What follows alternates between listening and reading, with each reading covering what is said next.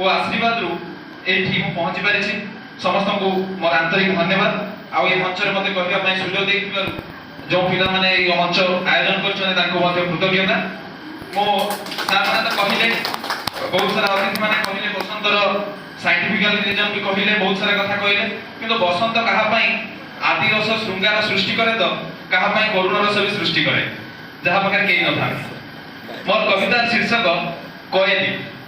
ପବନ ଆସେ ଓ ଚାଲିଯାଏ, ପବନ ଆସେ ଓ ଚାଲିଯାଏ, ଝରକ ଭାଙ୍କରୁ ଟିକି ଚଢ଼େଇର ଥଣ୍ଟ ଘଷିବାର ଶବ୍ଦ ଭାଙ୍ଗେ ତାର ନିରୋଳାପଣକୁ।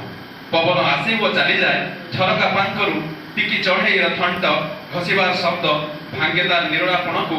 ଅମାବାସ୍ୟାର ଅନ୍ଧାରରେ ଚାନ୍ଦିପୁରର ସମୁଦ୍ର ଜଳ ପରି ପକ୍ଷୀର ସେଇ ଛଳ ଛଳ ଆଖି, ଢଳ ଢଳ ଲୁହ ବହଳ କରେ ପୁଣି ସେଇ ନିରବତାକୁ। ତୁମେ କିନ୍ତୁ ବସିଥିବ ଠିକ୍ ତୁମ ଘରର ସେଇ ପୁରୁଣା ଝରକାକୁ ଲାଗି, ଠିକ୍ ସତୀର ନାଥ ନନା ପାଇଁ ଲେଖିଥିବା ଚିଠି ପରି।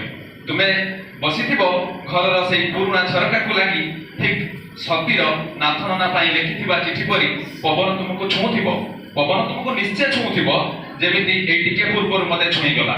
ଝରକା ଭିତରୁ ତୁମେ ଓ ମୁଁ ଜଗତକୁ ଦିଶୁଥିବା, ଝରକା ଭିତରୁ ତୁମେ ଓ ମୁଁ ଜଗତକୁ ଦିଶୁଥିବା ଏକ ଏକ ଫଟୋ ଫ୍ରେମ୍ ବନ୍ଧା ହାଜତର କଏଦୀ ପରି, ଏକ ଏକ ଫଟୋ ଫ୍ରେମ୍ ବନ୍ଧା ହାଜତର କଏଦୀ ପରି। ଧନ୍ୟବାଦ। ଜୟ ଜଗନ୍ନାଥ।